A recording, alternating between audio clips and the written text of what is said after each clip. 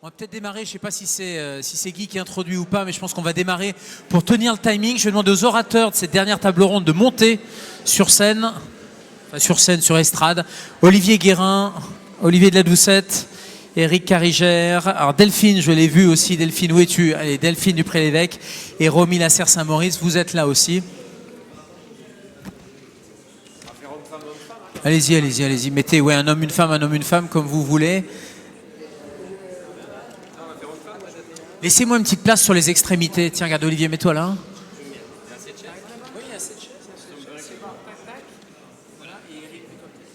Voilà, je me mets à côté de Delphine, super. Bonjour à toutes et à tous, je reste un peu debout, puis après je prendrai une position assise. Je suis le plus incompétent de tous, donc c'est moi qui anime.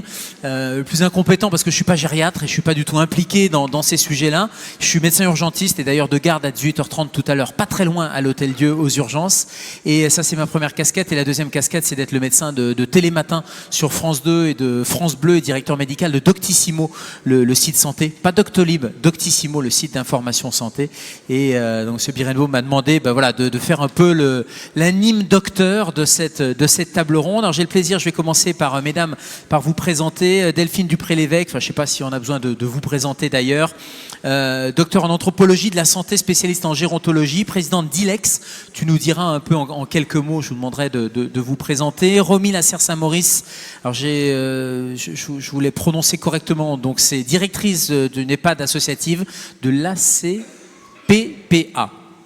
Pareil, vous présenterez un petit peu. Docteur Éric Carigère, maison de famille, directeur éthique et médical. Et je crois que c'est important ce mot éthique, et notamment dans les sujets qu'on va aborder. Olivier Guérin, qu'on ne présente pas non plus, chef de pôle à Nice.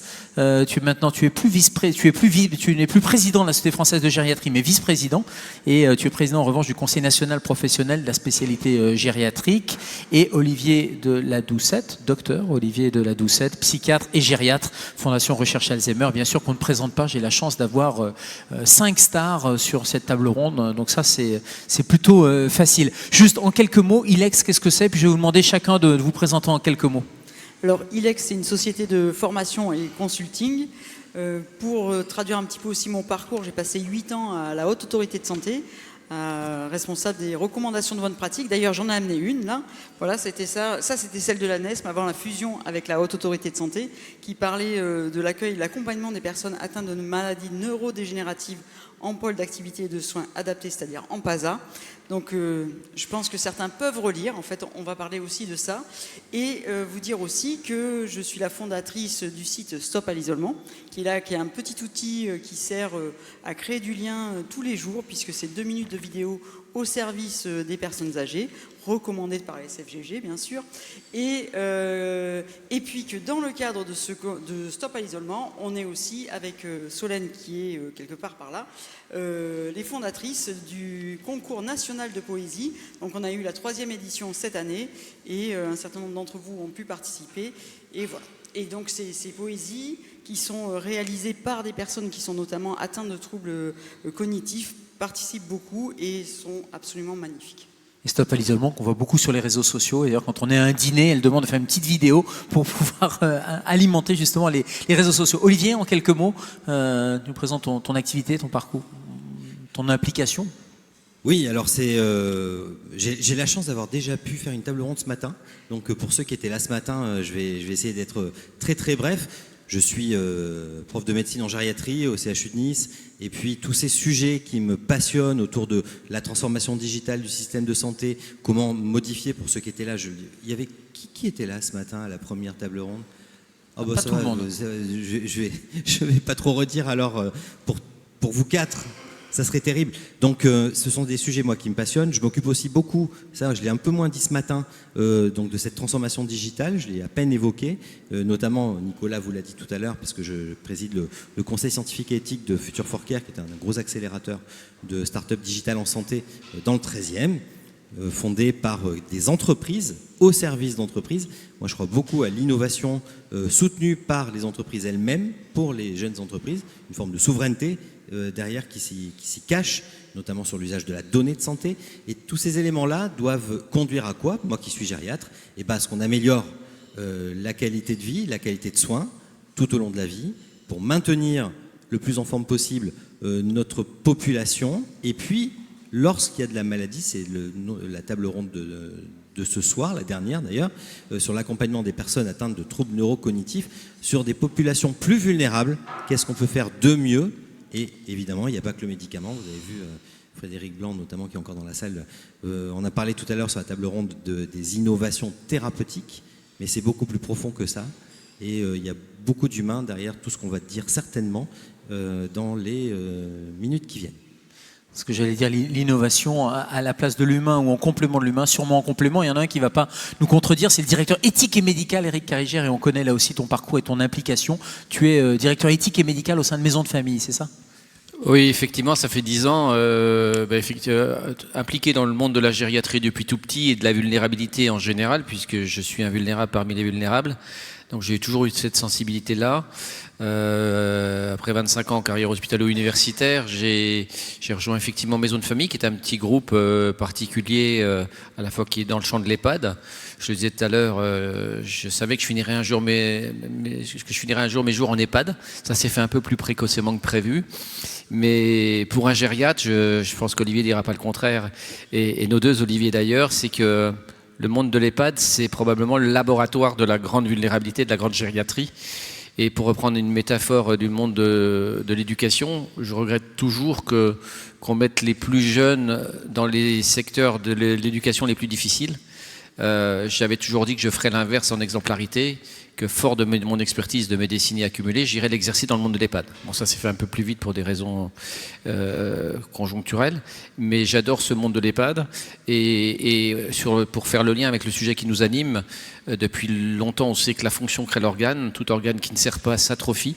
C'est vrai pour tous les organes, hein, mais voilà. C'est aux sexologues que je parle. Mais il n'y a qu'un organe qui s'use quand on s'en sert, c'est l'articulation, mais c'est un autre débat. Donc c'est vrai que je suis un boulimique de la vie. Je suis très carpe diem. Et au-delà de mon engagement hospitalier et professionnel d'aujourd'hui, j'ai pu m'investir dans le champ associatif. J'ai pu créer un EHPAD associatif, toute la filière soins palliatifs, une association de soins palliatifs d'accompagnement des personnes en fin de vie. Et donc la vie, c'est un beau cadeau. Et derrière ces vulnérabilités réelles ou apparentes, il y a souvent beaucoup de force. Et je pense qu'on aura l'occasion de les aborder à travers les différentes interventions de ce soir. Et je note déjà qu'il y a beaucoup le mot humanisme, associatif, et tout l'enjeu, ça va être, est-ce que c'est compatible dans le monde qui est plutôt le contraire, ça, qui est plutôt avec une économie très libérale, etc. Mais on en parlera juste après. Olivier de la Doucette, psychogériatre, ou gérontopsychiatre, je ne sais pas comment on dit. Oui, moi j'aime me définir comme un psychiatre gérontophile. Par opposition à beaucoup de mes camarades, ça a un peu évolué, hein, mais quand j'ai commencé à exercer il y a 30 ans, les psychiatres étaient globalement gérontophobes. Et j'ai pu terminer mes études en allant aux États-Unis, où j'ai compris que là-bas, il y avait vraiment des circuits de psychogériatrie, que les choses étaient organisées, qu'on avait compris qu'une personne âgée, vieillissante, n'avait pas le même matériel psychique, les mêmes choses à dire qu'un adulte. Alors qu'en France, on pensait qu'au fond, c'était juste un adulte qui prenait de l'âge.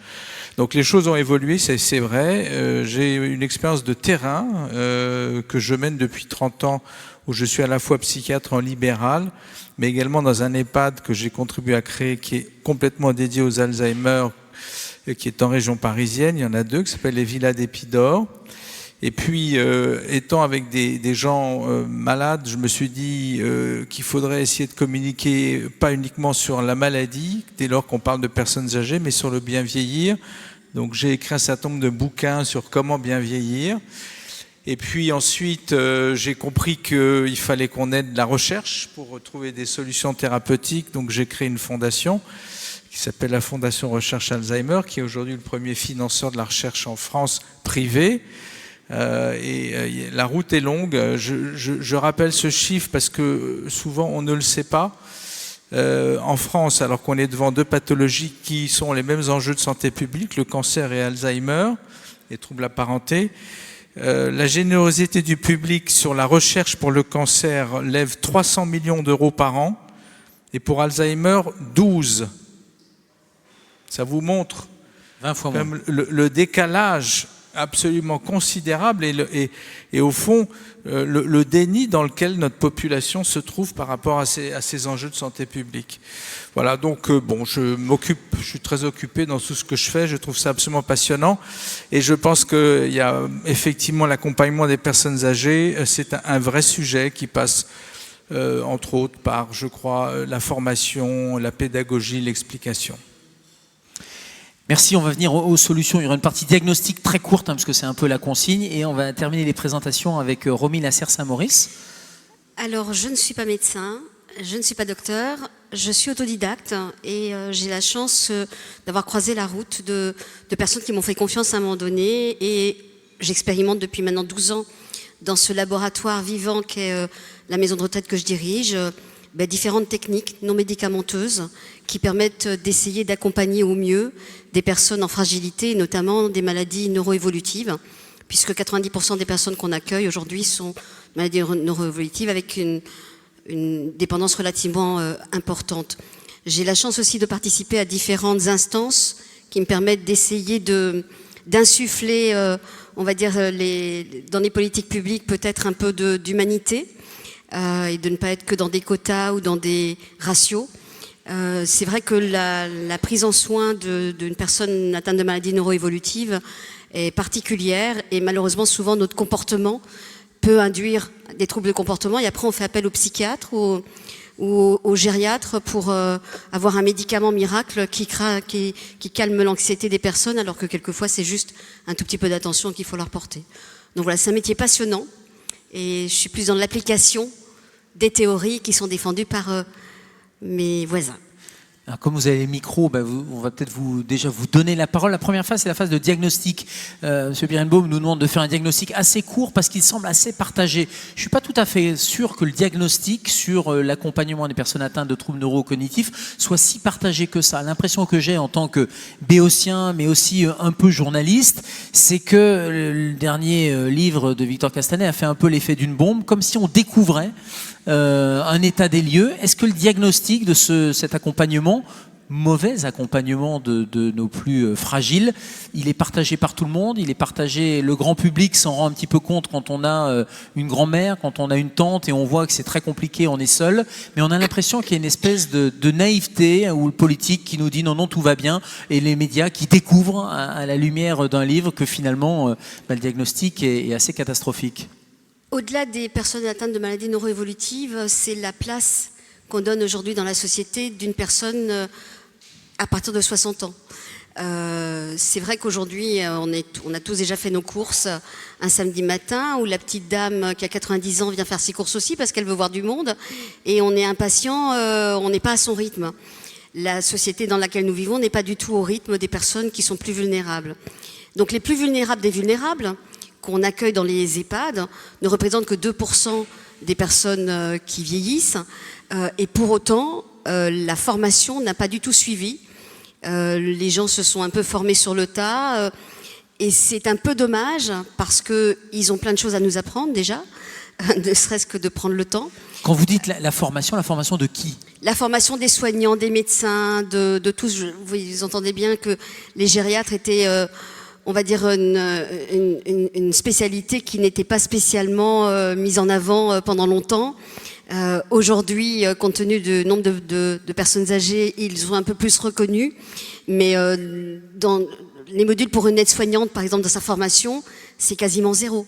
C'est-à-dire qu'elle va éventuellement en première année aller en EHPAD, mais on ne lui expliquera pas du tout les troubles du comportement, on lui expliquera pas du tout qu'il y a des techniques non médicamenteuses de prise en soin, que tout ne se résout pas par un cachet et que c'est son comportement qui peut induire éventuellement des difficultés.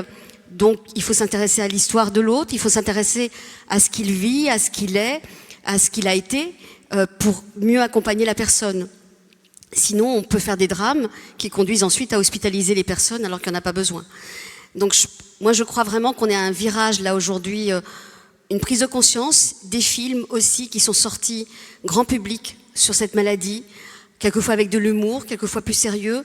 C'est aussi une façon de banaliser ce type de maladie. Dans le temps, on disait qu'ils étaient séniles, on mettait dedans un petit peu tout. Aujourd'hui, on sait beaucoup mieux appréhender et approcher ces personnes pour essayer, autant que faire se peut, de ne pas leur mettre trop de médicaments, mais au contraire de les accompagner dignement le mieux possible. Olivier, tu es d'accord avec ce diagnostic et ce constat que la gériatrie, qui était un peu le parent pauvre de la médecine, est en train de reprendre ses lettres de noblesse, les chiffres, notamment la démographie médicale, est en train d'augmenter. Pas que le médical, il y a le paramédical qui est fondamental aussi. Quel est ton point de vue ? Oui, c'est vrai. Alors, ça reste toujours problématique. C'est-à-dire que quand on est étudiant en médecine, on a plutôt envie de faire de la médecine technique et puis de perpétuer le système. Pour les 4 qui étaient là ce matin, quand je vous disais que je voulais le dynamiter, le sujet clé aussi, c'est le côté très réfractaire de la caste des PUPH, notamment des PUPH de médecine d'organes parisiens qui ont des écoutes assez proches de cercles de pouvoir et qui perpétuent un système qui est déjà complètement à côté de ce que le système de santé doit faire pour répondre aux besoins qui ont changé de notre population. Voilà, ça c'est dit. Mais actuellement... Pourtant, l'évolution démographique, elle est claire, et elle est même prévisible, et elle était projetable depuis 20-30 ans, depuis le baby-boom. Mais elle est incroyablement puissante. Il n'y a pas plus efficace pour prédire l'avenir que de regarder la démographie. Je vous disais ce matin que mon collègue Alain Fischer m'a demandé de travailler pour les académies des sciences du G7 sur la production de connaissances sur la transition démographique.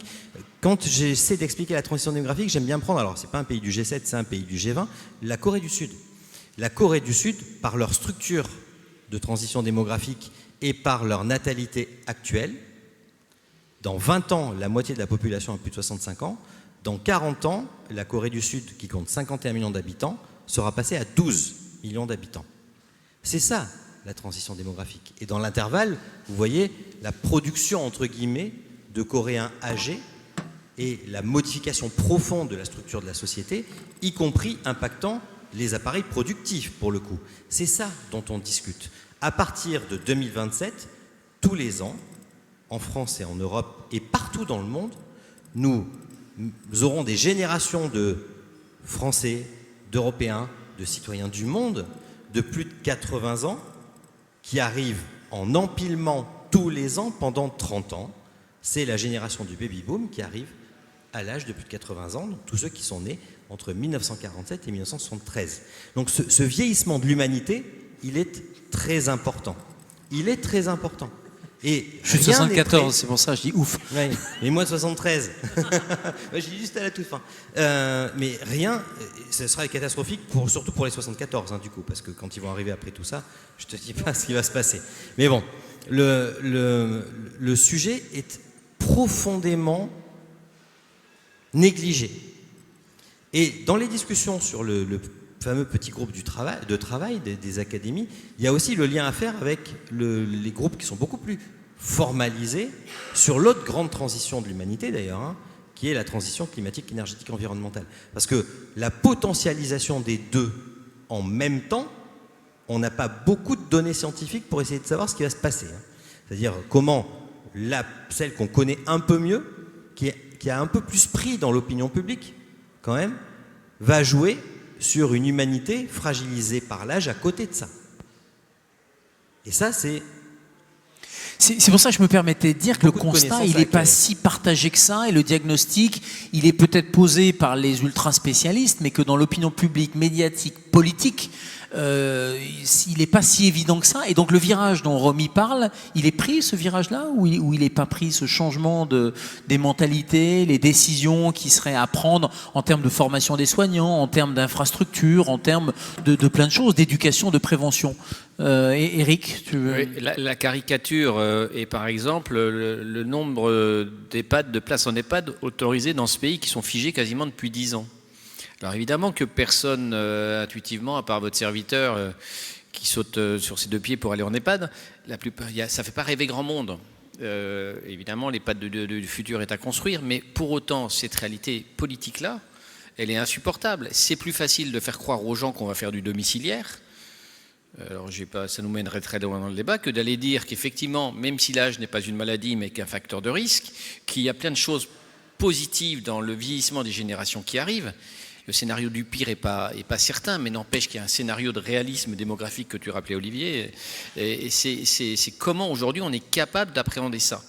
Donc la vraie question sur la question du vieillissement, je le disais ce matin, même dans l'extrême du vieillissement, c'est-à-dire la mort. C'est-à-dire tant qu'on n'est pas capable d'accepter sociétalement à tous les échelons de décision de notre pays que le vieillissement est là, que oui, on se bat aujourd'hui pour mieux vieillir, que oui, pour en revenir sur notre sujet d'aujourd'hui, la question n'est pas forcément d'un diagnostic trop précoce, que chez un Alzheimer ou chez un Parkinson, on peut vivre très très heureux et très très longtemps avec un tel diagnostic si on y met les moyens autour. Vous le rappeliez en termes du care et des prendre soin. Au même titre que je peux vivre heureux avec une maladie chronique qui s'appelle l'insuffisance cardiaque, je pourrais vivre heureux dans un environnement adapté avec une société qui sait prendre à 360 degrés la problématique. Et si je meurs avec mon Alzheimer, mais en ayant toutes mes fonctionnalités dans un environnement bienveillant, aidant, stimulant, qui me prend sur mes facultés restantes, qui m'accepte tel que je suis avec mes fragilités, le scénario du pire ne sera pas certain, même si encore une fois, oui, c'est une maladie d'Alzheimer pour rester sur la première, mais on pourrait raisonner sur le Parkinson ou sur d'autres formes de handicap psychique ou intellectuel. Je comprends que ça fasse peur, parce que se voir vieillir, c'est des... Voilà. Mais quand on continuera, je ne vais pas taquiner nos collègues qui ne sont peut-être pas dans la salle à cet instant, qui étaient là cet après-midi, il y a une expression qui m'insupporte. Tant qu'on continuera à penser qu'on va rester jeune, on n'aura rien compris. Je veux dire, aujourd'hui, il faut être fier de vieillir. C'est une chance qui nous est donnée, la seule qu'on ait trouvée depuis Sainte-Beuve, on le sait bien. Et c'est comment on fait de la vieillesse une chance pour toutes les générations. Ça commence par dire que dans quelques jours, 23 octobre, j'ai 60 ans, donc n'oubliez pas de me le fêter. C'est vachement important, ça me fera plaisir de recevoir du courrier, parce que la vie sociale, ça fait bien vieillir. Mais voilà, voilà, quand on commence à cacher son âge, etc., et à avoir peur de la vieillesse, comment voulez-vous qu'on l'accompagne ? Voilà, donc c'est un sujet qui n'est pas éminemment que politique. Alors tu l'évoquais tout à l'heure en aparté, c'est vrai qu'on a un contexte politique qui est dramatique. Parce que là où il nous faudrait faire une révolution copernicienne, inverser notre pyramide de Maslow, inverser notre organisation des soins entre les soins de santé primaire, les soins spécialisés, inverser les crédits recherche pour les mettre là où les priorités viennent, eh bien on a des politiques qui sont totalement figées, parce qu'ils ont peur demain de sauter de leur siège éjectable. Donc il ne va rien se passer avant la future présidentielle. Je prends ma casquette d'élu local, départementaliste, il ne va rien se passer avant la présidentielle. Vous aurez peut-être une dissolution ou deux, un machin, mais il n'y aura pas de grande décision tant que Manu n'aura pas déposé, aura fait sa révérence. Il ne se passera rien politiquement. C'est ça qui est dramatique. Là où il faudrait que ça bouge vite, ça ne bougera pas. Je fais une transition avec Delphine, tu l'as dit, tu as fait quelques années à la Haute Autorité de Santé, structure administrative indépendante du politique, mais enfin en lien quotidien avec le politique, et on a bien vu, notamment avec la crise Covid, combien la porosité était importante. Qu'est-ce qui explique que ce constat, les politiques sont encore dans quelque chose qui n'est pas de l'ordre de la réalité, qui sont incapables de se projeter dans ces projections démographiques, voire même qui font l'inverse de ce qu'il faut faire. C'est-à-dire que quand tu dis que c'est le bien vieillir à la maison, c'est ce qu'on entend en permanence. L'objectif, c'est d'être à la maison, sauf qu'on sait tous que ça va pas être possible, en tout cas pas être possible pour tout le monde. Comment t'expliques qu'une espèce de, j'allais dire, de déni collectif?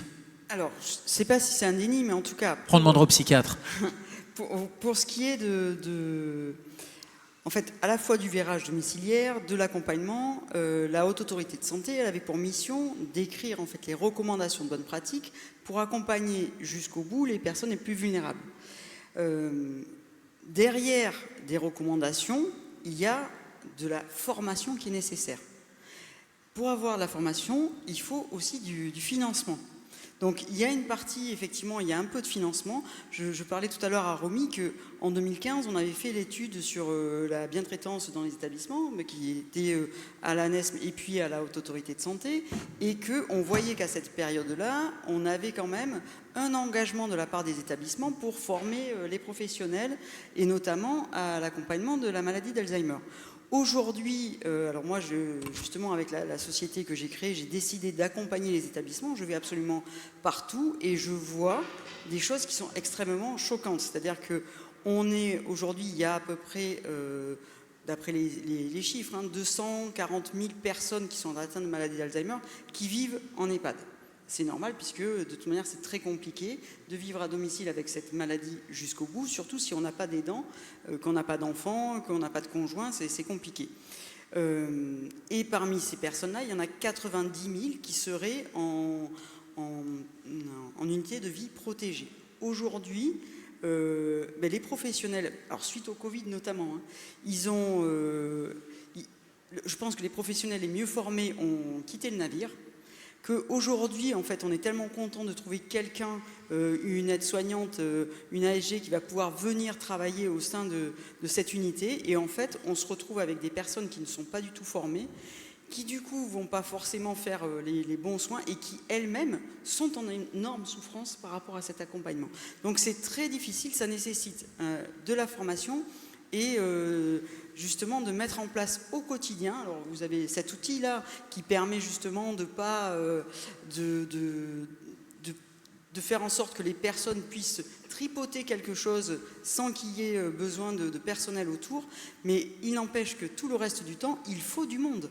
Et là, toutes les intelligences artificielles ne peuvent pas suffire. Là, on est sur l'humain, sur la sensibilité. Il y a un directeur d'établissement qui est absolument génial, qui a fait un petit outil où tous les salariés doivent donner leur humeur du jour. Soit c'est vert, ils sont en pleine forme, soit c'est orange et c'est moyen, soit ils sont d'humeur rouge, je ne sais pas, ils n'ont pas dormi de la nuit, ils ont eu des soucis avec leurs enfants, avec leur belle-mère, etc. Et dans ce cas-là, on les éloigne de la prise en soin des personnes, notamment les plus sensibles. Pour éviter d'être maltraitant involontairement. C'est ça, et puis de transmettre, parce qu'en fait... Une agressivité ou une colère. On va dire que les personnes qui sont atteintes de ces troubles-là sont beaucoup plus sensibles que les autres, et donc s'ils sentent quelque chose de négatif, ils vont tout de suite... Pour ça, il faut avoir les moyens humains, effectivement, pour pouvoir remplacer la personne. Mais en tout cas, ça veut dire que accepter aussi que le professionnel soit pas au contact pendant les 2-3 premières heures, le temps qu'il soit calmé, etc., et qu'il aille mieux, ça permet aussi qu'il y ait moins d'arrêt maladie, parce que déjà, il y a peu de professionnels, et en plus, aujourd'hui, ils sont tellement épuisés, parce qu'en fait, ils n'ont pas les outils pour bien faire, qu'il y a beaucoup d'arrêts maladie. Oui, avec un cercle vicieux qui s'engrange. Alors, ce que j'entends, c'est qu'il faudrait former plus de personnes, donc quand même plus de moyens, mais pour avoir plus de moyens, il faut qu'il y ait cette prise de conscience. Donc je reviens à cette question, cette espèce de déni quand même collectif, du politique, de l'institutionnel. Olivier de la Doucette, tu veux nous répondre là-dessus en tant que psychiatre? Pourquoi il y a ce déni-là? C'est nos politiques qui sont dans un refus de vieillir aussi, qui ne veulent pas voir les choses, il n'y a pas assez d'argent, c'est quoi? Alors, moi, mon sentiment, c'est que la France est un pays très paradoxal qui détient un des records de longévité pour les femmes. Les hommes sont pas mal, on est le pays de Jeanne Calment, mais on est aussi le pays qui détient le record du monde, en tout cas des pays développés, du suicide des personnes âgées. Or, quand on regarde, au fond, depuis Durkheim, qui a fait sa thèse sur le suicide, il a montré que le suicide, c'est pas simplement une démarche personnelle, il y a un contexte sociologique derrière. Et que clairement, si autant de gens mettent fin à leur jour dans ce pays, c'est qu'il y a un vrai malaise. Alors, quel est-il? C'est compliqué de l'analyser, mais je dirais que il y a d'abord le fait qu'on est un pays qui est beaucoup dans l'apparence et qui tolère mal les gens différents.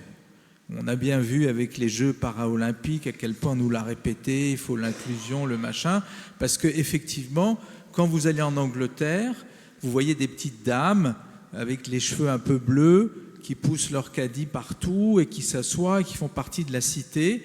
Et chez nous, les vieux, ils se cachent, on ne les voit pas, ils n'osent pas se montrer, enfin c'est compliqué. On voit très bien que dans ce pays, au-delà d'un certain âge, on a du mal à interagir.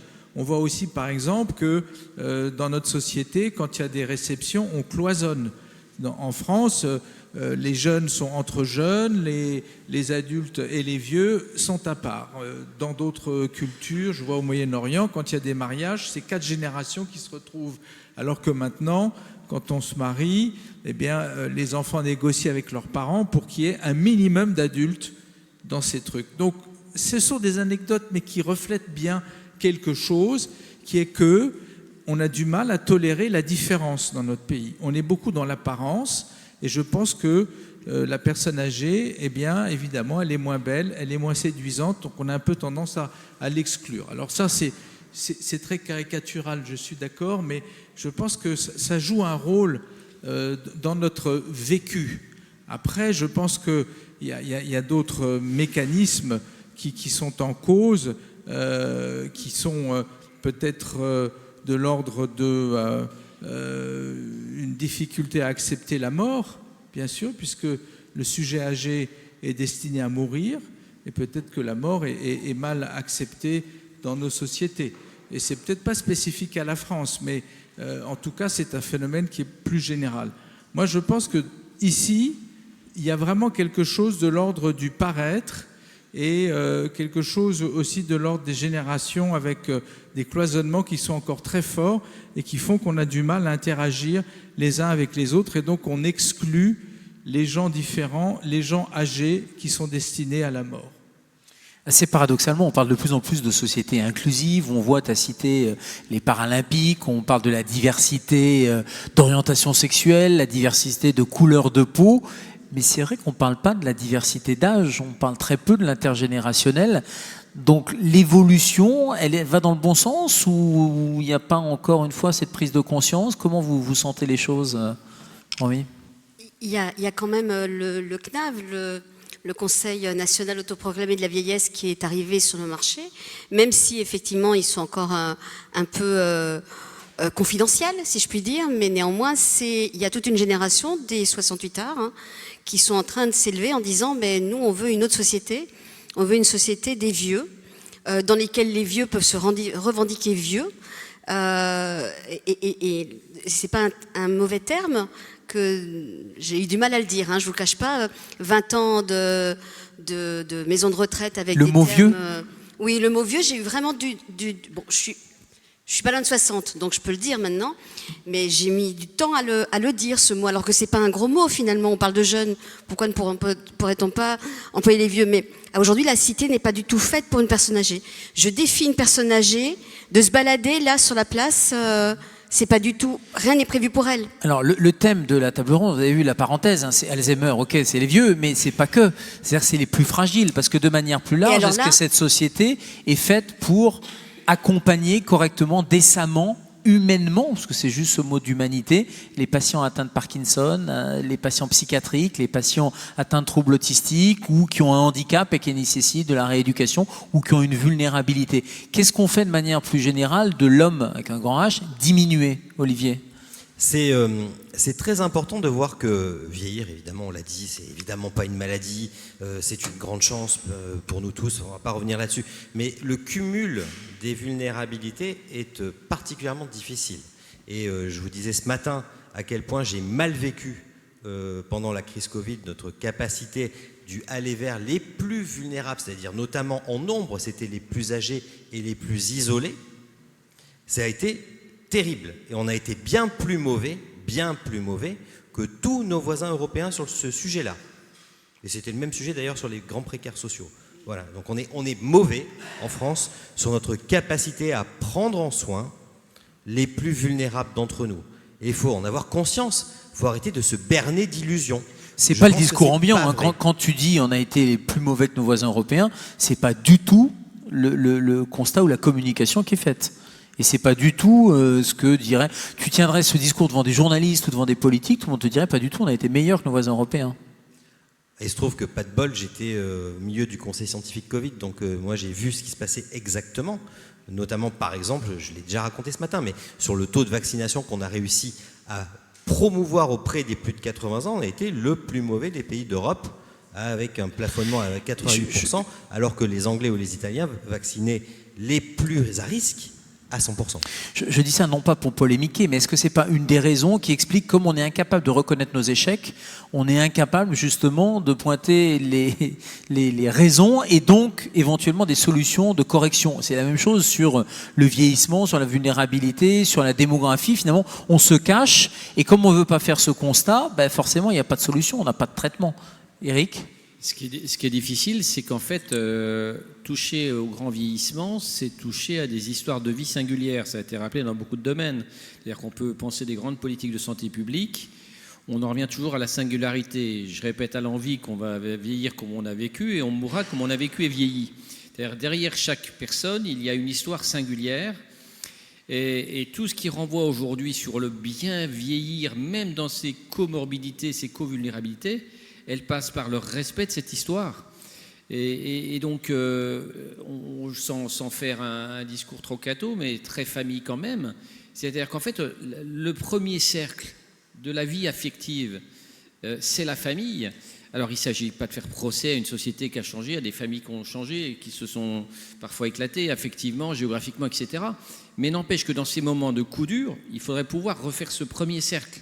Parce que nous sommes des êtres de relation, nous sommes des animaux sociables, disent nos amis psychiatres ou philosophes, et donc il va falloir travailler sur ces sensorialités et sur ce sens de la relation. Donc on pourrait préventivement, si on était, bon, c'est pas notre sujet de la table, mais c'est quand même l'accompagnement. Comment bien être accompagné quand je suis vieux et Alzheimer ou Parkinson, si en plus j'ai des déficiences sensitivo-sensorielles? Comment je peux être vieux, accompagné correctement quand je suis Alzheimer, Parkinsonien, autiste, si on n'utilise pas mes 5 sens pour rentrer en relation avec moi?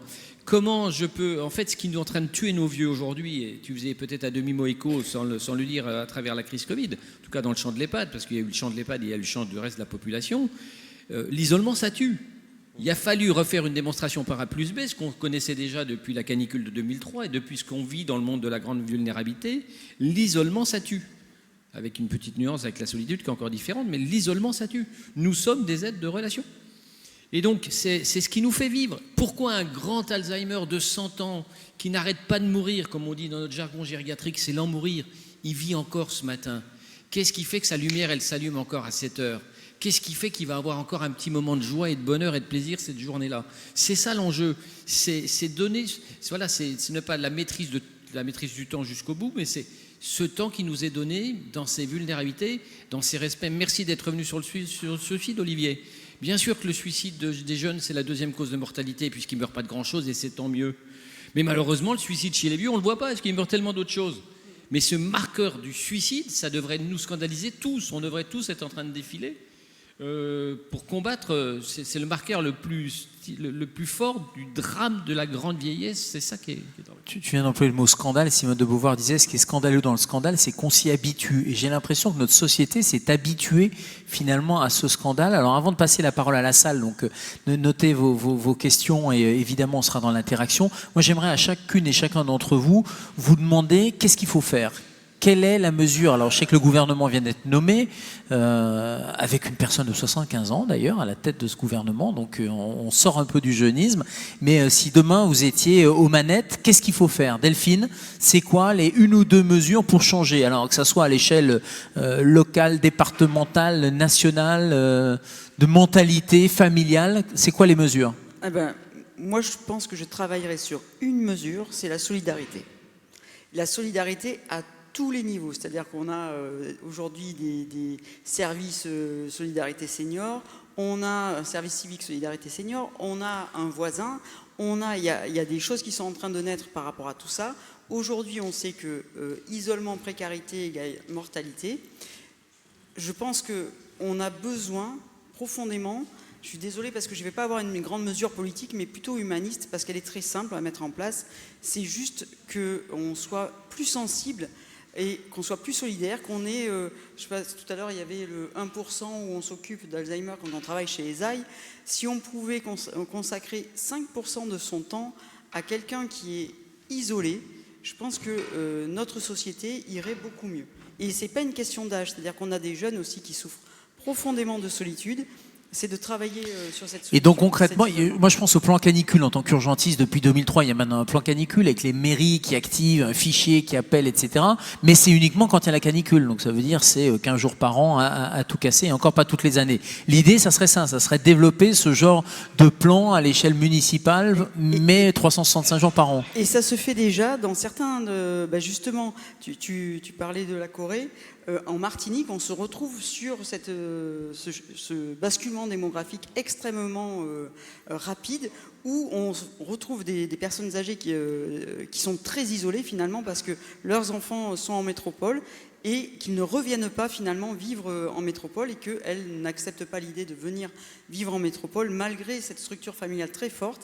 Et du coup, il y a des CCAS qui ont pris cette problématique en main et qui accompagnent les plus isolés, qui s'organisent par quartier. Donc vraiment, je trouve que ces départements qui basculent en démographie sont pleins de ressources. C'est vraiment...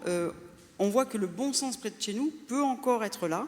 Et eux, ils sont en train de mettre ça en place avec des gens justement qui ont été particulièrement formés à la communication, à la gestion de la solitude et à la mise en relation avec l'autre. Merci. Olivier, une ou deux mesures très concrètes? C'est compliqué. Je pense qu'une ou deux mesures, vues de là où on part et là où il faut qu'on aille, ça va être un peu compliqué. Moi, c'est ce que tu disais un peu tout à l'heure, c'est-à-dire que cette prise de conscience au plus haut sommet de l'État, puisqu'on est dans un État très centralisé quand même. Alors à côté, j'ai un grand décentralisateur, probablement qui posera des tas de questions différentes sur l'aspect des territoires, et tu auras totalement raison de le faire, Eric. Mais dans une vision d'État centralisateur tel qu'on le vit, tel qu'est notre histoire, le sujet de cette transition démographique et des implications que ça a très globales, notamment par exemple aussi très sociétales, sur la lutte contre l'agisme, dont on a beaucoup parlé, ça mérite d'organiser en fait une planification stratégique au plus haut niveau, de le prendre comme un sujet essentiel, pas d'en faire l'année de la santé mentale. Par exemple, c'est un vrai sujet et la santé mentale mérite son année en tant que telle. Mais sur un sujet aussi profondément bouleversant dans tous les secteurs, puisque c'était le thème voulu par Guy dans cette maison sur la transition démographique, cette prise de conscience et d'en faire un élément de planification stratégique de l'État, et derrière embarquant l'ensemble de la société française, l'ensemble de ses acteurs publics, associatifs, entreprises et chacun des citoyens et l'ensemble des collectivités, je ne vois pas comment on ne peut pas faire ça avec la perspective des 30 ans qui viennent. Et comment tu le fais? Parce que tu parles de la grande cause nationale, toutes les associations de psychiatrie sont en train de dire, ou de patients psychiatriques, ça va être un coup de com', et puis ça s'arrêtera là. Parce que si structurellement il n'y a rien, il n'y a pas de transformation, il n'y a pas de planification, il n'y a pas de moyens, ça sera un coup d'épée dans l'eau. Donc concrètement, ça passerait par quoi? Est-ce qu'il y a une analogie avec une autre cause? Alors ça doit être peut-être mon petit côté gaulliste qui peut m'arriver en résurgence de temps en temps, mais le plan, ça veut dire quelque chose chez nous. Ça a été mis en place, alors notamment dans l'industrie, pour le coup. Par le général de Gaulle. C'est ce type-là d'approche auquel je me réfère. Donc c'est le commissaire au plan, on en a un qui devrait se saisir de ce sujet-là. De la transition démographique. Dans tous ces sujets. Après, tu peux le décliner, alors là, c'est de la technique et de la tambouille exécutive, on va dire, en délégué interministériel à la transition démographique, mais ayant vraiment rang de ministre et capable d'activer tous les ministres concernés. Parce que ce sujet-là est totalement transversal. Il touche l'ensemble de l'appareil d'État et l'ensemble de sa déclinaison en termes de politique publique, embarquant les collectivités territoriales et évidemment tous les acteurs de la société civile, quels qu'ils soient. C'est d'autant plus faisable que c'est un sujet de cohésion sociale en plus, parce que tout le monde est assez d'accord, quelle que soit son origine, qu'on vive à la ville, à la campagne, qu'on soit noir, qu'on soit blanc, qu'on soit musulman, qu'on soit catho ou athée, c'est vraiment un sujet qui fait cohésion dans une société. Donc si je m'autorise un tout petit mot, la transition démographique, ça ne concerne pas que le vieillissement en tant que tel. Ça concerne bien l'ensemble de la société, ça concerne la politique sur la natalité aussi, parce que si je vous racontais la catastrophe annoncée démographique de la Corée du Sud, qui est moins marquée chez nous. C'est notamment à cause de l'effondrement de la natalité que ça se définit comme ça. On est bien d'accord, c'est le vieillissement de la population, en gros plein de vieux, c'est très affectueux dans ma bouche comme dans la vôtre, et pas de jeunes. C'est ça le problème. Eric, une ou deux mesures rapidement, deux mesures. La première, la deuxième dévie sociale après la vie familiale amicale, c'est le boulot. Donc les vieux au boulot, le plus longtemps possible, en obligeant les entreprises, à travers des jeux qui doivent coûter zéro à l'entreprise, parce qu'il y a un business d'une entreprise, c'est de la cessation progressive d'activité et le maintien dans l'emploi, le salarié âgé pour faire de la transmission auprès d'un jeune. Donc il y a quelque chose qui se construit, qui peut se construire en partenariat avec les entreprises et les représentants syndicats. Mais pardon, mais ça, tu vois bien que c'est pas vrai pour tous les boulots. Mais alors, ça peut être vrai à partir du moment où on travaille sur les capacités. Aujourd'hui, quand on travaille sur laisse-moi faire seul, tout ce que tu fais à ma place, c'est quelque chose que tu m'enlèves, très, très montessourien. Quelqu'un qui est dément, avéré, sévère, il a encore des choses à faire, il peut faire encore des choses. Et avant l'EHPAD, il y a l'entreprise, et avant l'entreprise, il y a la maison. Donc c'est comment on intègre les capacités restantes de quelqu'un dans une fonction sociale, et le travail reste pendant très longtemps la meilleure des fonctions. Et deuxième exemple, très départementaliste, c'est vrai, très proximité territoire. Il y a des ressources sur nos territoires, des ressources humaines, des ressources financières. On est 50 000 à faire la même chose. Puis aujourd'hui, on est 50 000 à coordonner la coordination de la coordination. Je veux dire, les DAC, les CPTS, les CLIC, les Ku Klux Klan, les machins, j'en ai ras-le-bol. Je veux dire, il y a un moment donné, là, il faut quand même, il faut à un moment donné un peu d'ordre, gaulliste ou autre, un peu d'ordre dans ce pays. On met tous les acteurs autour de la table, on nomme un chef de file, et puis on les fait bosser ensemble. C'est ce qu'il faut véritablement arriver sur un territoire de proximité. Parce qu'un territoire de vie, c'est pas le CHU, c'est pas le siège, c'est pas la préfecture, c'est un bassin de vie qui globalement, c'est comme l'école. C'est de 3 4 T'as oublié l'ARS. Les ARS, alors je te parle même pas des ARS et de l'assurance maladie. Juste un couplet quand même. On a fait les ARS pour rapprocher les structurations entre l'ambulatoire et le sanitaire, le sanitaire et le médico-social, et on cloisonne encore et on cloisonne encore, quoi. Et ça nous tue. Voilà, donc on est des sales gosses de riches, endettés, mais on est quand même des sales gosses de riches. Oui, nous, c'est ce qu'on vit aussi dans le curatif à l'hôpital au quotidien, avec des gens qui parasitent plus le système, qui ne sont pas des faiseurs, comme dit Alexandre Jardin. Il dit on manque de faiseurs dans ce pays. On a des penseurs, mais on n'a pas de faiseurs. Et c'est vrai qu'il faut du soin. On a parlé de l'humain au contact. Olivier, la Doucette. Oui, alors, très vite. 3 constats. Comme le disait Olivier, il est clair que nos politiques n'ont pas encore pris la mesure de l'enjeu démographique qui nous attend. Donc il y a un truc que je trouve absolument scandaleux, que j'observe depuis maintenant plusieurs années. On n'a pas de ministre des personnes âgées. On a vaguement eu des secrétaires d'État aux personnes âgées qui étaient plutôt des variables d'ajustement de tambouille politique où on nommait quelqu'un qui n'avait aucune idée sur le sujet, mais on le foutait là parce qu'il fallait trouver une place pour quelqu'un qui jouait un rôle dans le landerneau politique. Donc la première chose, c'est les politiques s'emparent du problème et on nomme un ministre des personnes âgées. Première chose.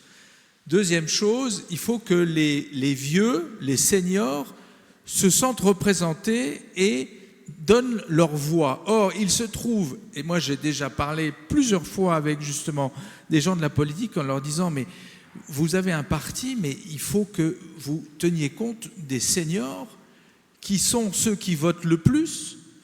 Ils représentent, on va dire, 20% de la population, mais ils sont 35% des votants. Donc il faut avoir une politique qui soit en leur faveur. Okay ? Mais il faut aussi que les seniors soient une force de proposition et quelque part du pouvoir. Il y a des pays où vous avez des partis, des syndicats de seniors qui font du lobbying. Et je peux vous dire qu'aux États-Unis, l'American Association of je sais pas quoi, eux, c'est les lobbyistes les plus puissants aux États-Unis. Ils ont une assoce, ils ont le journal qui est le plus vendu du monde. Je crois que c'est 12 millions d'exemplaires par mois. Et ces gars-là, quand ils vont voir un sénateur, le type, il se fait pas attendre pour les recevoir. Bon, donc, il faudrait que nos seniors soient représentés par un parti ou un syndicat, mais qui ait vraiment du pouvoir. Troisième problème, on voit bien qu'il faut revaloriser la filière de tous les soins auprès des personnes âgées.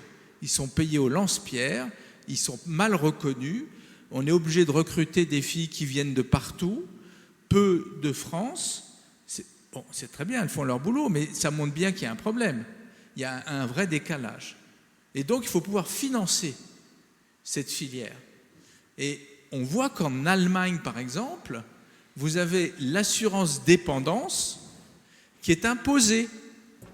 L'assurance dépendance, elle est proposée comme, bon, quelque part un impôt, excusez-moi, ça n'a de plus, mais ça pourrait être aussi une assurance privée qui serait imposée. On vous impose de vous assurer pour votre bagnole, il faudrait vous imposer de prendre une petite assurance dépendance dès l'âge de 25 ou 30 ans qui vous suit toute l'année, toute la vie, et à 80 ans, vous pourrez vous payer 2 ou 3 000 euros de maison de retraite, de garde malade, de tout ce que vous voulez. C'est mis sur la table depuis 30 ans sans qu'il y ait effectivement le courage d'aller plus loin. Alors que le courage, je pense que quand je parlais de cohésion sociale, le corollaire, c'est le consentement à l'impôt. Et je pense qu'il y aurait un vrai consentement à l'impôt si on était sûr que cette taxe, elle serve effectivement à s'occuper de nos proches et accessoirement de nous dans très peu de temps. Voilà, 3 mesures. Romy ? On a eu la chance d'avoir plein de rapports qui ont tous dit la même chose. J'espère qu'on ne va pas nous remettre un rapport supplémentaire. On sait déjà le constat, vous l'avez tous dit aujourd'hui. Moi, je rejoins le professeur sur 2 points. C'est la place des vieux dans la société. Quelle place donne-t-on aujourd'hui aux personnes âgées dans la société ? À la télé, quand vous êtes à plus de 50 ans, hop, vous ça. dégagez, on met des jeunes. On en voit un peu plus quand même avec des cheveux blancs. Hein. Quand j'étais petite, il n'y en avait pas beaucoup des cheveux blancs. Hein. Roger Gicquel était un des seuls. Pour ceux qui sont nés après 74, ne connaissaient peut-être pas, mais on en voit de plus en plus quand même. Même dans les acteurs, on en voit de plus en plus. Et puis, le deuxième aspect, c'est vraiment valoriser ces métiers du prendre soin. Tous ces métiers du prendre soin, de l'ASH, l'auxiliaire de vie, tous les paramédicaux, les infirmiers, mais les médecins gériatres aussi, de manière à ce que ils jouent vraiment leur rôle aujourd'hui dans la société, et il faut mieux les former, ça c'est évident. Dès les premières études, un médecin généraliste, souvent, il n'a pas spécialement, dans sa première année, quelque chose en lien avec la personne âgée. Voilà. C'est compatible, vous parlez des médecins généralistes, mais je pense aussi à des EHPAD privés, etc. Est-ce que c'est compatible avec un monde libéral ? J'ai tendance à penser qu'il y a de la place pour tout le monde. Il y a une régulation qui doit se faire, c'est évident, mais il y a de la place pour tout le monde. Et je ne souhaite pas, enfin moi, à titre personnel, je souhaite pouvoir choisir jusqu'au bout, choisir d'aller là où je veux, de rester chez moi ou pas. Et mon lieu de vie, je ne sais pas encore ce qu'il sera, mais je veux pouvoir le choisir et ne pas qu'on me l'impose d'une manière ou d'une autre, ni par géographie. On a aujourd'hui des familles éclatées, donc de toute façon, on ne vieillira pas et on ne mourra pas dans la ville où on est né. Enfin, la plupart des gens, c'est ce qui se passe. Hein. Donc, je veux pouvoir choisir là où je veux vivre, y compris dépendant. Et côté organisation médicale et sociale, c'est compatible avec ce monde un peu libéral, économique, paiement à l'acte, etc. Ça m'amène, pardon si je ne réponds pas tout à fait à ta question, Gérald, mais la remarque de Romy m'y oblige, c'est que avant d'être Alzheimer, aphasique, grabataire, incontinent, anorexique, adipique, on a tout un stade de la maladie chronique où on a toutes nos facultés d'expression, de discernement, de capacité intellectuelle pure. Prenons en main notre destin.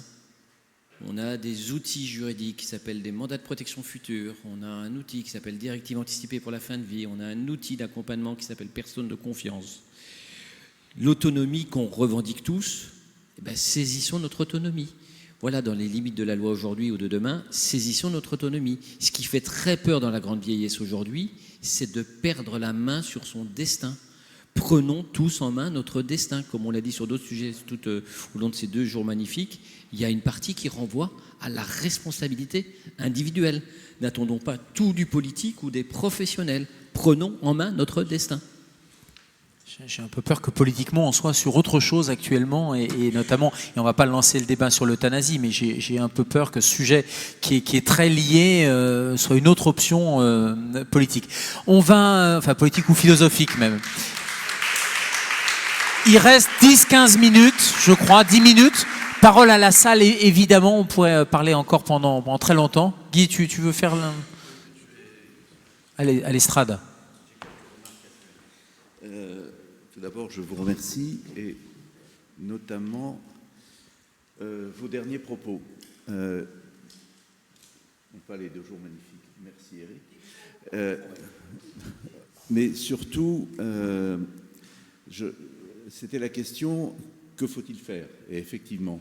Et la première chose qu'il faut faire, c'est une prise de conscience. Et ce que j'ai remarqué, pourquoi j'ai fait cet événement? parce qu'il n'y avait rien.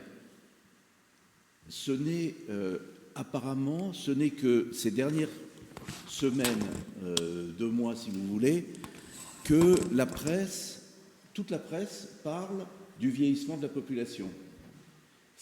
Au printemps, ce n'était pas vrai. Et je me suis rendu compte qu'il n'y avait pas de réflexion transversale. Personne ne prenait en main ce sujet. Alors, on m'a rétorqué, mais il y a plein d'événements. Oui, ils sont tous en silo, mais il n'y a pas de réflexion globale. Et donc, la première mesure à prendre, et je me tourne vers Gérald, mais en tant que journaliste... Que je ne suis pas. Que tu n'es pas. Que les médias ne parlent pas de ça. Quelque chose que vous savez, il y a Antoine Decaune vient de sortir un magazine qu'il appelle Vieux. Je suis fier d'être vieux, etc. Il ne l'a pas fait il y a 20 ans. Il le fait aujourd'hui. Il a plus de 70 ans, je crois. Et donc, la première mesure à prendre, c'est de faire prendre conscience de l'importance du sujet. J'ai entendu beaucoup de choses. Effectivement, c'est 20% de la population, mais c'est 35% des votants. Il y a des partis et tout, alors je n'ai pas voulu intervenir dans les débats volontairement parce que je n'étais pas là pour faire passer mes propres idées. L'euthanasie, on aurait pu en parler, moi ça ne me pose pas de problème, j'ai mes opinions, peu importe, c'est pas ça, mais c'est la prise de conscience. Et l'intérêt de cet événement que j'ai monté dans des circonstances un peu épiques, pour tout dire, enfin vous le savez, j'ai commencé à travailler dessus au printemps. Ça m'a pris 10 jours pour avoir 6 ministres. Des députés, des sénateurs, j'en avais autant que je voulais. Mais les ministres principaux, Catherine Vautrin, les anciens ministres. Voilà. Alors, pas tout à fait vrai. Je peux vous raconter, pas de problème. J'avais notamment une personne qui est devenue ministre, que j'avais invité à Stripen. Non, en tout cas, bravo d'avoir monté ce sujet, mais on voit bien que le sujet, il est copernicien, il est de faire un aggiornamento, de faire une révolution culturelle. Donc l'idée, c'est de pousser via les sociétés savantes, via les médias, via des événements comme ça, et via des initiatives qui arriveront à une certaine convergence. Guy, on va peut-être laisser la place à la salle juste pour quelques questions. Mettez-vous debout, prenez la parole, n'hésitez pas, questions ou remarques d'ailleurs, hein, c'est pas forcément des questions.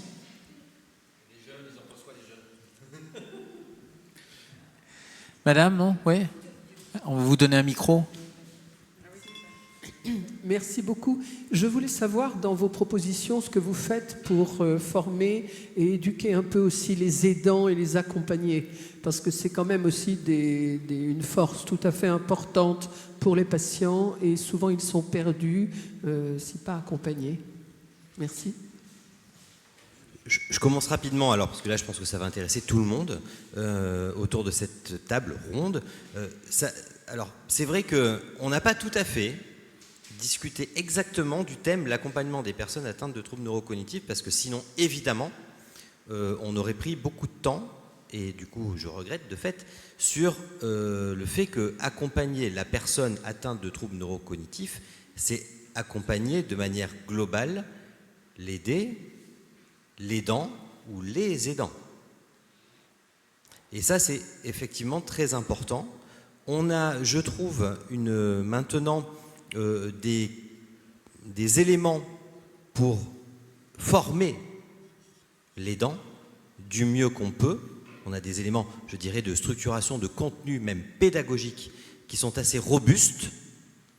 La question, c'est comment on arrive à attraper l'aidant au moment où lui en a besoin, et sachant que les éléments de formation, d'information et de formation qu'on peut lui passer sont différents en fonction des aidants, de la structuration des couples aidants-aidés, mais aussi après dans l'évolution de la pathologie neuroévolutive elle-même. Donc il ne faut pas tout donner d'un coup, et notamment sur la gestion qui est très importante et qui est souvent le rupteur avec l'institutionnalisation, qui est la gestion de ce qu'on appelle troubles du comportement, dans le cas des maladies neuroévolutives. Et là, on a plein de choses qui sont bien calées maintenant, et avec une capacité de formation, des deux d'ailleurs, de l'aidant et de l'aidé, sur ces éléments-là, notamment de gestion des troubles du comportement, et qui permettent, on a une étude récente qu'on a fait avec l'équipe chez nous à Nice, lorsqu'on a la capacité de projeter des gérontopsychologues cliniciens rompus à la gestion des troubles du comportement, selon les recommandations en vigueur, d'ailleurs recommandations qui sont sorties le 21 septembre lors de la journée Alzheimer, comprenant ces volets d'intervention non médicamenteuse, on gagne 18 mois avant l'institutionnalisation. Mais il faut 2 gérontopsychologues cliniciens parfaitement formés, 3 demi-journées par semaine. Donc c'est évidemment du cadre de la recherche, on montre que ça marche, mais vous imaginez le coût si on voulait faire un passage à l'échelle. On est en train de réfléchir à des visions un peu différentes. Mais l'accompagnement de l'aidant est essentiel, et surtout sa qualité de vie et la capacité de maintien à domicile est bien meilleure lorsqu'on y arrive. Et la capacité de vie, j'allais dire, de l'aidant aussi, sa qualité de vie aussi. Est-ce qu'on n'est pas, question provoque, est-ce qu'on n'est pas en train de transférer la vacuité de prise en charge des personnes dépendantes sur l'aidant, justement, et faire reposer une charge qui ne devrait jamais lui incomber, finalement, à cet aidant. Et donc, il est incapable de la supporter. Non, alors déjà, l'aide, elle est spontanée. C'est-à-dire que quand on est en couple, c'est pas une obligation, mais en fait, sur un plan culturel, on est quand même dans une... Et naturel. Ben oui, alors j'aime pas trop le naturel, elle est culturelle. C'est l'anthropologue qui parle là, mais l'aide, elle est culturelle. Donc on va aider, mais c'est que juste d'arriver à percevoir le moment où cette aide va épuiser l'aidant au point qu'il va devenir un mauvais aidant ou un aidant tellement épuisé qu'il ne sera plus en mesure de le faire. Donc c'est ça qu'il faut arriver à repérer chez l'aidant. Et alors il y a un outil, moi j'aime bien parler de l'outil, mais l'outil du projet personnalisé, qui est un outil cauchemardesque pour l'ensemble de tous les établissements et structures à domicile, sauf que le projet personnalisé, il est sur 3 volets. Il y a un volet médical, c'est-à-dire comment on va accompagner la personne, qu'est-ce qu'on va mettre en place au niveau médical pour bien le prendre en soin. Il y a un volet social, c'est-à-dire qu'est-ce qui fait pétiller l'œil de la personne, qu'est-ce qui fait qu'à 100 ans, elle a toujours envie de se lever et d'être là, même si elle a un Alzheimer+, et à mon avis, c'est parce qu'elle participe au concours de poésie. Voilà. Et puis, le 3e volet, c'est le volet aidant. Et que ce volet, en fait, dans la plupart des projets personnalisés, ne figure pas. Pourtant, c'est sur un plan légal, il faut absolument prendre en compte l'aidant tout au long de l'accompagnement. Voilà, ça, c'est un outil extrêmement important. Merci, madame. Merci. Une dernière question. Nous avons beaucoup parlé de poésie. Nous avons eu un grand poète de la Société des poètes qui est venu hier. Question pour Delphine, ou pour toute la salle. Est-ce que vous, à votre avis, est-ce que des personnes qui ont des troubles neurocognitifs sont capables de créer des textes de poésie, de poèmes, d'une grande beauté magnifique ou pas? Moi, si c'est à moi, oui, c'est ça. Maintenant, c'est un peu trop tard, hein, mais tout le monde a la réponse. Sauf que, effectivement, alors là, ça va s'inscrire. Ces ateliers en fait de poésie s'inscrivent dans de l'art-thérapie. On sait à quel point ça fait du bien. Et toutes les équipes qui font ça dans le cadre de leur PASA, dans le cadre de leur unité de vie protégée, nous appellent presque, on finit par tous pleurer parce qu'il se passe des choses extraordinaires. Et la qualité des textes, c'est juste hallucinant. Donc, Monsieur Musicaire, là, il n'est plus là. Ouais. Mais il est venu du concours de poésie. Voilà. Et c'est vrai que la première année, je me permets, parce que c'est vrai, on a parlé de beaucoup de poésie, mais donc avec Delphine, on a créé ce concours de poésie qui est soutenu par le ministère de la Santé et des Solidarités. On organise la remise des prix au ministère. Et la première année, moi j'avoue, j'ai fondu en larmes en lisant un texte. C'est la première fois de ma vie en regardant mon ordinateur.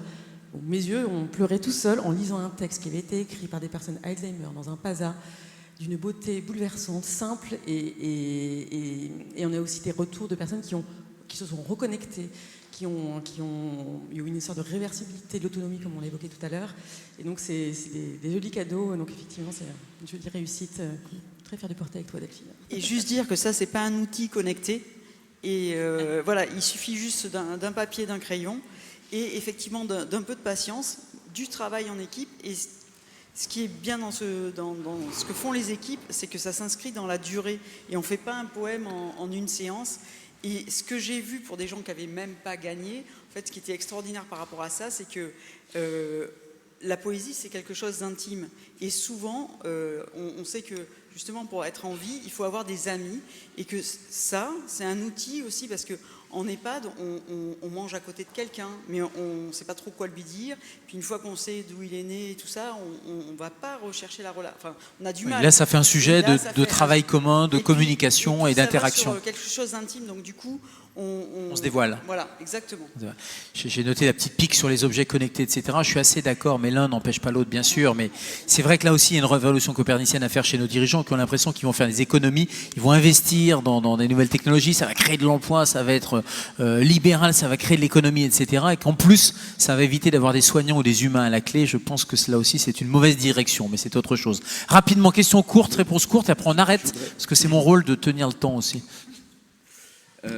Oui, je vais vous présenter Régis L'Honneur, qui était vétérinaire et qui maintenant passe sa retraite à s'occuper de divers services pour les seniors. Et j'aimerais qu'il vous fasse part de son expérience. Merci Guy. Bonsoir à toutes et à tous. Oui, effectivement, je suis vétérinaire. On peut parler de l'euthanasie d'ailleurs, mais c'était un petit notre grosse problématique, les vétérinaires, de donner la mort, parce que c'est comme les médecins, je pense qu'on a été formés pour soigner et non pas donner la mort. Et comme le disait Guy, je suis donc administrateur de l'UNA National, qui est une structure d'aide à domicile. Et localement, dans le Lot-et-Garonne, je préside une structure avec 950 salariés à domicile. Et donc, on a besoin, effectivement, avec la nouvelle loi sur les services d'autonomie, d'évoluer vers une professionnalisation de nos activités. Voilà. Et je voudrais dire aussi que je suis administrateur à la Fondation Médéric Alzheimer et que finalement, tous ces intervenants pendant ces 2 jours, avec tous ces regards croisés sur le vieillissement, sont très enrichissants et moi m'ont beaucoup apporté et beaucoup intéressé. Et merci encore Guy pour ton invitation. Merci beaucoup. Une ou deux questions rapides, réponses rapides, et puis après ça sera la conclusion. J'avais vu peut-être des mains se lever. Ouais. Pardon, une petite question pratique. Je voulais savoir, dans votre stratégie pour arrêter un peu, diminuer l'isolement, est-ce que des solutions comme téléphonie ou vidéo ont été mises en place? Je vous donne un exemple.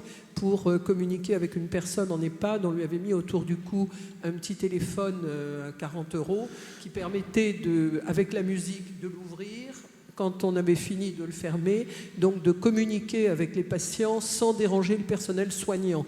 Et également, on a vu le problème au moment du Covid. Les enfants ne sont pas toujours à 2 km de l'EHPAD. Est-ce qu'il y a des possibilités de vidéo où c'est quand même extrêmement rassurant pour les personnes âgées? Moi, je peux déjà vous faire une réponse modestement scientifique. C'était mon DEA de 97 sur les patients hospitalisés en urgence de plus de 75 ans. Et de venir à 6 mois, on avait démontré qu'un contact téléphonique régulier améliorer la morbimortalité. Donc pour les familles qui sont loin, sachons que tous les supports technologiques qui nous permettent de rester en relation avec, c'est important. Ça va évidemment d'un simple téléphone quand on sait s'en servir. Quand on a l'image, c'est encore mieux. Quand on a l'écrit, c'est pas mal aussi. Je ne vais pas faire de pub pour Familio, Families, etc. Il y a des outils aujourd'hui pour maintenir un lien affectif dans son histoire, dans sa mémoire, dans ses valeurs qui marchent. Alors oui, vous avez raison, si demain on pouvait, dans tous nos EHPAD de France, avoir un outil qui fasse tout, qui fasse télé, qui fasse vidéo, qui permette à la personne d'être en relation sans passer par le personnel, forcément ça va être de la qualité de vie pour les personnels même accompagnés et pour les professionnels aussi. Alors ça se développe un peu. Le souci, c'est qu'il y a des choses qui sont purement gadgets, et puis il y a des choses qui sont bien, mais il faut le budget derrière, et voilà, c'est un peu là. Et un robot pour faire la conversation? Moi j'avais tenté, j'avais une DG qui nous avait offert 10 auras achetés, 5 gratuits. les auras aujourd'hui sont dans leur emballage. Voilà, c'est-à-dire que derrière toutes ces technos, quelles qu'elles soient, même quand elles peuvent être intéressantes, c'est qu'il faut les accompagner, sans parler derrière la maintenance. Hein. La grosse difficulté, c'est pour ça que je différencie la recherche du soin, c'est que la recherche doit avoir ses propres budgets et je ne peux pas prendre des dotations soins ou même dépendance ou même hébergement pour aller tester des trucs. Donc nous, on est toujours ouvert pour tester gratuitement. Voilà, mais c'est vrai je comprends les difficultés des startups. C'était un peu provoque comme question. Bon, je crois qu'on va clore parce qu'on est dans les temps et puis il faut que tu nous donnes le mot de la fin. Merci à toutes et à tous, merci à la salle. Et vieillir a de l'avenir. Je crois qu'on pourrait dire ça en conclusion. Gérald, attends une seconde. Le mot de la fin sera très rapide. Je l'ai dit un peu tout à l'heure, c'était la genèse de cet événement, c'était de réfléchir transversalement. Et ce que je voulais ajouter, alors ça s'affiche si c'est là, c'est un peu plus lisible. Nous avons traité énormément de sujets et donc bon, vous n'étiez pas là, je le regrette, tout au long des 2 jours, mais il y a beaucoup de points que vous avez abordés et qui ont été traités dans d'autres tables rondes, ce qui montre très bien la transversalité. Eric était là un peu plus longtemps. Par exemple, la formation des aidants, je ne citerai que ça, nous avons eu une table ronde sur les aidants. Et nous avons parlé des aidants dans plusieurs tables rondes, mais une table ronde sur les aidants spécifiquement, tant les aidants professionnels que les aidants familiaux, les proches aidants. Voilà. Et je vous remercie. Donc merci. Encore un mot, c'est que vu l'importance, alors c'est vrai qu'il y a un peu moins de monde ce soir, mais l'accueil et l'importance que ça a pris, nous allons créer un cycle. L'idée, c'est de reprendre sur 8 des 12 tables rondes, pour faire simple probablement, et tous les mois de faire une demi-journée, voire une journée, pour approfondir un des thèmes. Parce que j'ai bien conscience que nous avons survolé beaucoup de thèmes, mais c'était le but, c'était de montrer la diversité et l'importance de tous les sujets. Voilà, je vous remercie et j'espère avoir la première de demi-journée ou journée en janvier. Et bravo à vous, Guy, parce que vraiment, vous avez mis une énergie. Et quand on voit tous les logos dessus, quand on voit la richesse des intervenants, les tables rondes, c'est vous qui m'avez harcelé par mail, par téléphone, etc. Il fallait bien ça pour tous nous motiver. En tout cas, voilà, bravo pour cette énergie, c'est remarquable.